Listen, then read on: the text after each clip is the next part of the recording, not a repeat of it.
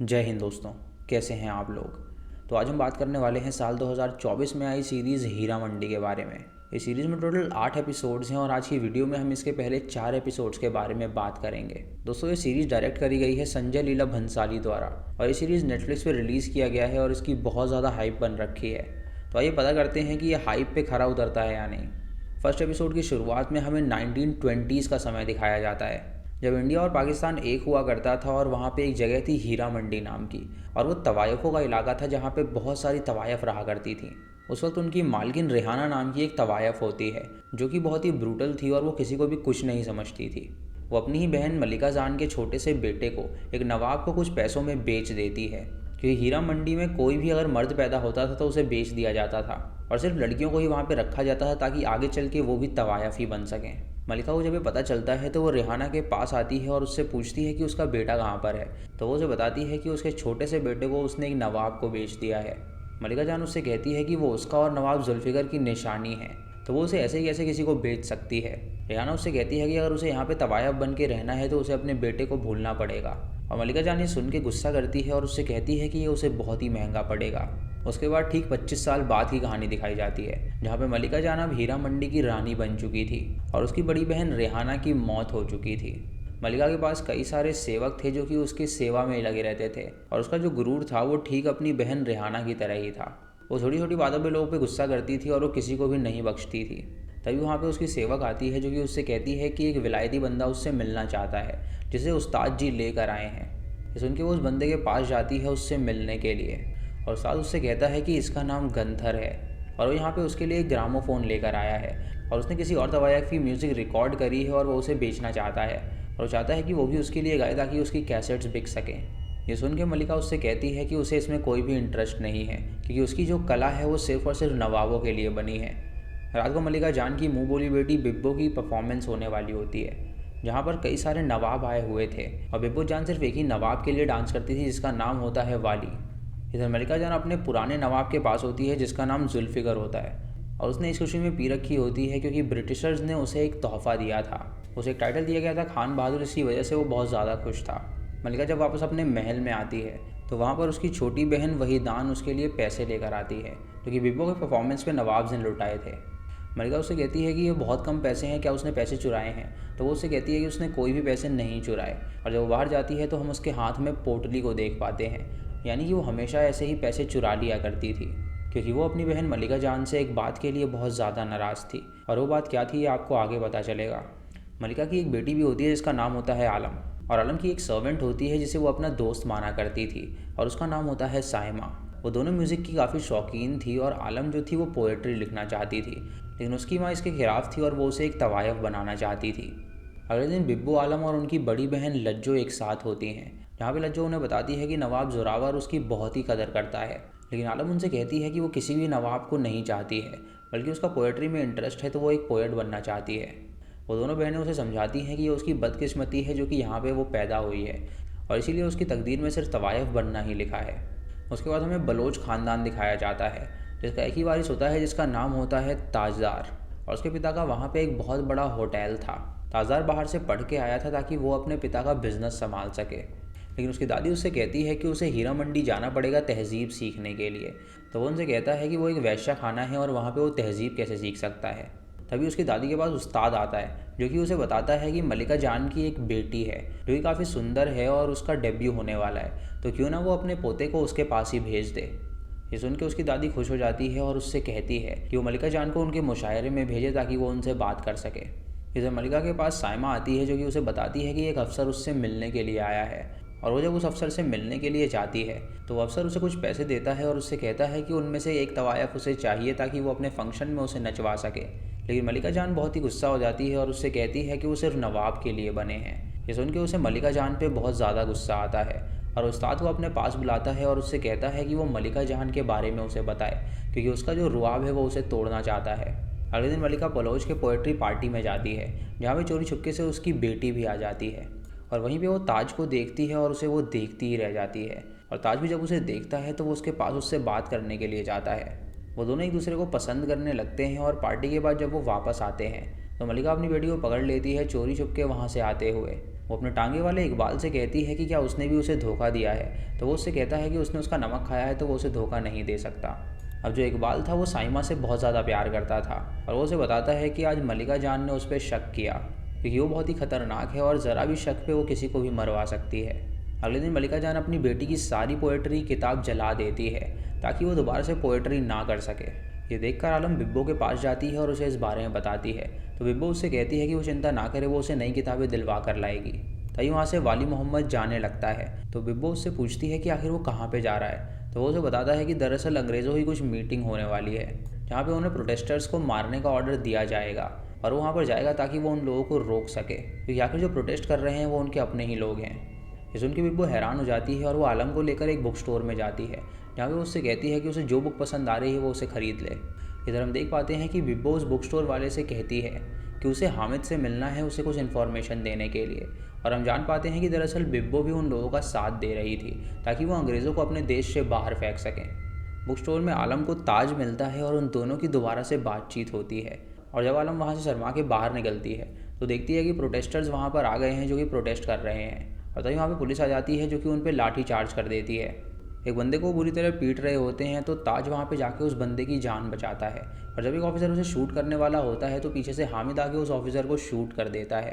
ताज जब वापस आता है तो देखता है कि आलम वहाँ पे मौजूद नहीं है और उसे वहाँ पर उसका रुमाल मिलता है, और इसी के साथ पहला एपिसोड खत्म हो जाता है। सेकेंड एपिसोड की शुरुआत में हमें 25 साल पहले की कहानी दिखाई जाती है जहाँ मल्लिका जान रेहाना से कहती है कि वो उसे महल सौंप दे, लेकिन रेहाना जान उससे कहती है कि वो अपनी औकात बिल्कुल ना भूले। ये सुन के मल्लिका उससे कहती है कि उसकी वजह से उसने अपनी औलाद खो दी है, और ये कहकर वो उसका गला दबाने लगती है जिससे उसकी मौत हो जाती है। जब नवाब जुल्फ़िकर वहाँ पर आता है तो ये देखकर वो हैरान हो जाता है और वो दोनों प्लान करते हैं कि क्यों ना वो इसे एक आत्महत्या बना दें, और रेहाना की लाश को लेकर एक कमरे में जाते हैं और वहाँ पर उसे लटका देते हैं, और उन्हें ये करते हुए रेहाना की बेटी फरीदा देख लेती है जो कि उस वक्त सिर्फ 6 साल की ही थी। उसके बाद मल्लिका को जेल में डलवा दिया जाता है क्योंकि पुलिस का ये मानना था कि उसने ही उसे मारा है, लेकिन तभी नवाब वहाँ पर आता है जो कि उस पुलिस वाले को ढेर सारे पैसे खिलाता है, जैसे वो पुलिस वाला उसे छोड़ देता है और उस केस की फाइल भी उन्हें सौंप देता है। उसके बाद कहानी प्रेजेंट में आती है जहाँ पे रेहाना की डेथ एनिवर्सरी थी और उसकी बहन मल्लिका उसके घर में जाती है जो कि साइड में ही था, और वो उसकी फ़ोटो के पास जाके उसे श्रद्धांजलि देती है। तभी मल्लिका की छोटी की बहन वहीदा वहाँ पर आती है और उससे कहती है कि वो इस महल की चाबी उसे दे दे क्योंकि उसे ये महल बहुत ज़्यादा प्यारा लगता है, लेकिन मल्लिका जान उससे कहती है कि बहुत जल्द वो चाबी उसे दे देगी। इधर सर्वेंट्स में बात चल रही होती है कि आखिर फरीदा कहाँ पर होगी, तो एक सर्वेंट कहती है कि मल्लिका ने उसे छोटी उम्र में ही बेच दिया था और अगर वो वापस आई तो वो पूरे हीरा मंडी पे कब्जा करके ही रहेगी क्योंकि उसे पता है कि उसकी माँ को मारने वाली मल्लिका ही है। अगली सुबह बिब्बो लज्जो से मिलने के लिए आती है जहाँ पे लज्जो काफ़ी तैयार हो रही थी और उसका कहना था कि वो जोरावर नवाब से मिलने के लिए जा रही है। बिब्बो सुनकर उससे कहती है कि उसे पता है कि जोरावर ने दूसरी तवायफ ढूंढ ली है और वो उससे प्यार करने लगा है और उससे वो शादी भी करने वाला है। ये सुन के लज्जो उससे कहती है कि वो उससे बहुत ज़्यादा प्यार करती थी, लेकिन वो उससे मिलने के लिए जा रही है ताकि वो उसे बता सके कि वो उससे शादी करना चाहती है। इधर साइमा ताज को देखती है जो कि एक दुकान पर आता है उस रुमाल वाली लड़की के बारे में पूछने के लिए, और साइमा उस रुमाल को लेकर तुरंत आलम के पास जाती है और उसे बताती है कि एक लड़का आया था उसे ढूंढते हुए और उसने उसके रुमाल पे अपना नाम भी लिखा हुआ है। इधर वहीदा अपनी बेटी को एटिकेट सिखा रही होती है और उससे कहती है कि अब वो भी तवायफ बनने वाली है और वो आलम के साथ ही उसका डेब्यू करवाएगी। इधर लज्जो जोरावर से मिलने के लिए जाती है और उससे पूछती है कि वो सच में शादी करने वाला है, तो वो उसे धक्के मार के वहाँ से बाहर निकाल देता है, जिससे कि लज्जो को बहुत ही गुस्सा आता है और वो रोने लगती है क्योंकि उसने उसका प्यार ठुकरा दिया था। इतना ही नहीं बल्कि उसकी बेइज्जती करने के लिए उसका मुजरा भी अपनी शादी में रखवाया था, जिसके लिए मल्लिका जान उससे कहती है कि उसे वहाँ पर जाके नाचना ही होगा, और वो लज्जो को वहाँ पर ले जाती है और नचवाती है, जिससे कि लज्जो की बहुत बेइज्जती होती है और जोरावर उसे थप्पड़ भी मारता है। ये देखकर मल्लिका जान वहाँ पर आती है और उससे कहती है कि वो उसकी इज्जत करे क्योंकि सच्चाई तो ये है कि वो उसका बेटा है, और अगर उसे यकीन नहीं आ रहा तो वो अपने पिता नवाब से पूछ सकता है। उसके रगों में नवाब का खून नहीं बल्कि तवायफ का खून दौड़ता है, और ये सुन के जोरावर काफ़ी ज़्यादा हैरान हो जाता है और उसे पता चलता है कि उसकी असली माँ कोई और नहीं बल्कि मल्लिका जान ही है, यानी कि वही वो बच्चा था जिसे रेहाना ने बचपन में बेच दिया था। मल्लिका जब लज्जो को ले जा रही होती है तो अचानक से उसे धक्का लगता है जिससे कि उसका सर टेबल पर जा टकराता है और उसकी मौत हो जाती है। जब वो हीरा मंडी पहुँचती है तो सभी तवायफें ये देख कर रोने लगती हैं, और उसके फ्यूनरल में फरीदा भी वहाँ पर आती है जो कि मल्लिका जान के पास आके कहती है कि वो यहाँ पे शरीक होने के लिए आई है, लेकिन अब वो यहाँ पे वापस आ गई है तो वो उससे हीरा मंडी छीन कर रहेगी। इसी के साथ दूसरा एपिसोड भी खत्म हो जाता है। तीसरे एपिसोड की शुरुआत में हमें 25 साल पहले की कहानी दिखाई जाती है, जहाँ पे जुल्फ़िकर और मल्लिका जान एक दूसरे से बहुत ही प्रेम करते थे और अपनी बहन को मारने के बाद मल्लिका जान वहाँ की मालकिन बन गई थी। उसकी छोटी बहन वहीदा वहाँ पर आती है और उन्हें बताती है कि उसके पास सबूत है और अगर वो चाहे तो पुलिस के पास जाके सच बता सकती है, लेकिन अगर वो लोग उसे अप्पी का महल दे देंगे तो वो शांत रहेगी। ये सुन के जुल्फ़िकर को बहुत ही गुस्सा आता है और वो एक पेन से उसके गाल पे वार करता है, जिससे कि उसका गाल कट जाता है और वो उससे कहता है कि अगर वो आगे और भी कुछ मांगेगी तो वो उसे जान से ही मार डालेगा। तब से ही वहीदा चुप होती है और वो अपनी ही बहन की गुलाम थी। फिर कहानी प्रेजेंट में आती है, जहाँ पे मल्लिका वहीदा से कहती है कि फ़रीदा वापस आ चुकी है और उसका केस जो कोर्ट में चल रहा है वो कोशिश करेगी उसे और खुलवाने की। मल्लिका जब कोर्ट में पेश होती है तो उसे अदालत की कोई भी इज्जत नहीं होती और वो अपनी नवाबी में ही होती है और वो पूरे कोर्ट को गुमराह कर देती है। वो केस उस महल के लिए था जो कि एक नवाब ने फ़रीदा को गिफ्ट दिया था, लेकिन फ़रीदा की मौत के बाद वो मल्लिका का हो गया था। उस कोर्ट के केस के बाद मल्लिका उस महल को उस नवाब को दे देती है और ये देखकर उसकी बहन वाहिदा को बहुत ही ज़्यादा गुस्सा आता है कि उसने वादा किया था कि वो उसे वो महल देगी, लेकिन अब उसने वो महल किसी और को दे दिया। रात को मल्लिका जान देखती है कि साइड वाले महल में फ़रीदा मौजूद है, जिससे वो समझ जाती है कि फ़रीदा ने एक अमीर इंसान की मदद से उस महल को अपने नाम करवा लिया है। अगले दिन फ़रीदा से मिलने के लिए उस्ताद आता है, जो कि उसे बताता है कि वो यहाँ की हर एक खबर रखता है, अगर वो चाहे तो वो उसकी टीम में शामिल हो सकता है। फ़रीदा उससे कहती है कि उसे मल्लिका जान से सब कुछ छीनना है, क्योंकि उसने ही उसकी माँ को जान से मार डाला था। इधर ताज का दोस्त उसे लेकर हामिद नाम के एक लीडर के पास जाता है, जो कि एक संस्था चलाया करता था जहाँ पे वो अंग्रेज़ को भगाने का काम कर रहे थे। ताज जब उनकी स्पीच सुनता है तो वो भी प्रेरित हो जाता है, जैसे कि वो फैसला करता है कि वो भी उसकी मदद करेगा अंग्रेज़ों को भगाने के लिए। एक रात को नवाब वाली ने दावत रखी हुई थी और वो होटल बलोच में थी, जहाँ पे सभी अमीर लोग आए हुए थे। बिब्बो वहाँ पे वाली से मिलती है और उसे देखकर वाली काफ़ी खुश हो जाता है, लेकिन तभी वहाँ पर फ़रीदा भी आ जाती है और बिब्बो उससे कहती है कि ये उसकी ही छोटी बहन है। फ़रीदा वहाँ पे वाली को बिब्बो से छीनना चाहती थी, इसीलिए वो उससे कहती है कि अब वो पुरानी को भूल जाए और वो नई को अपना ले। वहीं पे फ़रीदा को आलम भी मिलती है, जो कि बलोच का इंतज़ार कर रही थी और वो उसके पास जाती है और उससे कहती है कि उसे पता लगा है कि उसे एक नवाब से प्यार हो गया है। उसे उस नवाब को दिखाती है और उससे कहती है कि बहुत जल्द वो उससे मिलेगा। तभी ताज उसे देख लेता है तो वो उसके पास आता है और उससे उसका नाम पूछता है, लेकिन वो उसे अपना नाम नहीं बताती और शर्मा के चली जाती है। तभी ताज के पास फ़रीदा आती है और उससे कहती है कि अगर उसे उससे मिलना है तो उसका मानना है कि अगले दिन वो उसे दरगाह में ज़रूर मिलेगी। आलम दरगाह में उसका इंतज़ार करने लगती है, क्योंकि फ़रीदा ने उसे सेम बात कही थी और ताज भी वहाँ पर आता है, लेकिन उन दोनों की मुलाकात नहीं हो पाती। ये देखकर आलम फ़रीदा के पास जाती है और उससे पूछती है कि उसकी भविष्यवाणी गलत हुई क्योंकि वो लड़का आया ही नहीं। तो वो उसे दूर से उस लड़के को दिखाती है और उससे कहती है कि उसकी भविष्यवाणी कभी गलत नहीं हो सकती। आलम अभी बच्ची थी और वो फ़रीदा को अच्छा मानने लगती है और उसे नहीं लगता कि दरअसल वो उसकी माँ को बर्बाद करने के लिए आई है। अगले दिन फ़रीदा उस अफसर से मिलने के लिए जाती है। उस ऑफिसर से कहती है कि उसकी आंखों के सामने उसकी माँ की मौत हुई थी और उसको मारने वाला नवाब जुल्फ़िकर और उसकी मासी मल्लिका है। वो उससे दोबारा उस फाइल को खोलने के लिए कहती है, लेकिन वो उससे कहता है कि वो उस फाइल को अब नहीं खोल सकता क्योंकि उस केस को हुए 25 साल हो चुके हैं। तभी उसके सामने रोने का नाटक करती है तो वो पिघल जाता है और ऑफिसर उससे कहता है कि अगर वो मल्लिका को बर्बाद करना चाहती है तो वो उसके साथ है और वो उस केस को फिर से खोलेगा ताकि वो दोनों सलाखों के पीछे हो सकें। जब जुल्फ़िकर को ये बात पता चलती है तो वो तुरंत मल्लिका के पास आता है और उससे कहता है कि उस केस को दोबारा से ओपन किया जा रहा है और जो फाइल उसने उसे दी थी वो उसे संभाल के रखी है या नहीं, क्योंकि अगर उस केस की फ़ाइल उनके हाथ लगी तो वो लोग जेल जा सकते हैं। ये सुन के मल्लिका तुरंत अपने महल में उस फाइल को ढूंढने लगती है, लेकिन वो फाइल उसे कहीं पर भी नहीं मिल रही थी। तभी वो अपनी बहन वाहिदा से पूछती है कि वो फ़ाइल कहाँ पर है, तो वाहिदा उससे कहती है कि उसके कहने पर उसने उस फाइल को जला दिया था। ये सुन के मल्लिका खुश हो जाती है और उसे शाबाशी देती है। इधर फ़रीदा उत्साह से कहती है कि वो अब वैश्या बन के डेब्यू करने वाली है, तो सारे नवाबों को उसका इन्विटेशन भेज दे ताकि वो यहाँ पर आएँ और उसकी कला को देख सकें। अब ये खबर जब मल्लिका को पता चलती है तो मल्लिका एक मीटिंग रखवाती है, जहाँ पे अपने बुजुर्ग से कहती है कि फ़रीदा किसी भी तरह से प्योर नहीं हो सकती, तो आखिर उसका डेब्यू का सवाल ही नहीं उठता। फ़रीदा तभी चिल्ला के कहती है कि हाँ वो प्योर नहीं है, लेकिन वो इस रूल्स को तोड़ेगी और वो खुद अपना डेब्यू करके रहेगी। ये सुन के मल्लिका समझ जाती है कि दरअसल वो वाली मोहब्बत को पाना चाहती है, इसीलिए वो ऐलान करती है कि जिस दिन फ़रीदा का डेब्यू होगा उसी दिन उसकी बेटी बिब्बो संन्यास ले लेगी। अब रात को जब सभी नवाब हीरा मंडी में आते हैं तो वो सभी फ़रीदा के महल में नहीं बल्कि वो मल्लिका के महल में जाते हैं, क्योंकि वो बिब्बो का आखिरी बार परफॉर्मेंस देखना चाहते थे। फ़रीदा इससे बहुत ही बेइज्जती महसूस करती है क्योंकि उसके यहाँ पर कोई भी नहीं आया था और तभी उसके यहाँ पे मल्लिका आती है, जो कि उसके लिए कुछ अशर्फियाँ लेकर आई थी और वो उससे कहती है कि वो किसी भी हाल में उससे बिल्कुल नहीं जीत सकती। इसी के साथ तीसरा एपिसोड भी ख़त्म हो जाता है। चौथे एपिसोड की शुरुआत में हम वाली को देखते हैं जो कि अगले दिन फरीदा से मिलने के लिए आया था और वो उससे कहता है कि अब वो पूरी तरह उसका हुआ कि बिब्बो को वो आखिरी विदाई दे चुका है और अब वो उसके पास कभी नहीं जा सकता। बिब्बो खिड़की से ये सब देख रही होती है जो कि काफ़ी ज़्यादा जल रही थी।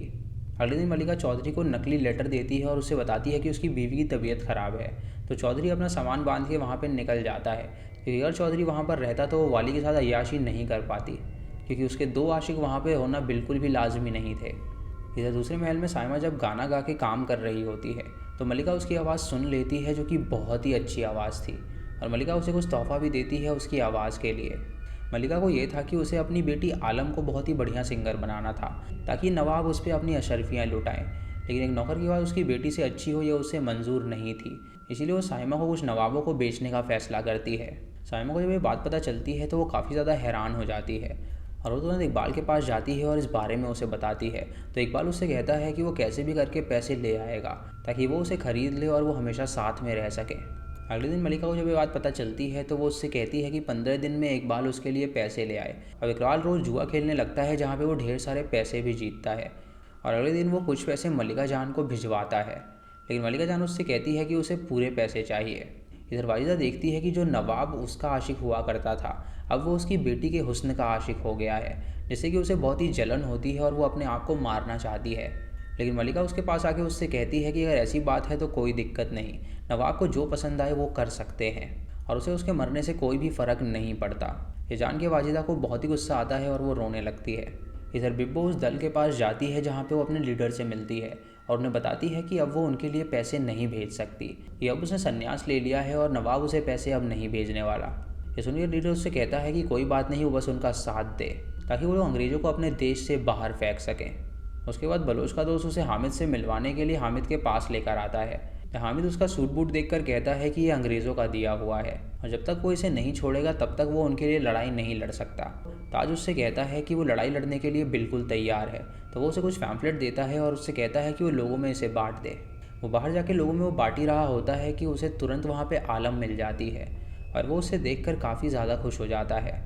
आलम देखती है कि उसके मन में देश प्रेम है, इसीलिए वो भी खुश हो जाती है और वो उसके साथ पैम्फलेट बांटने लगती है।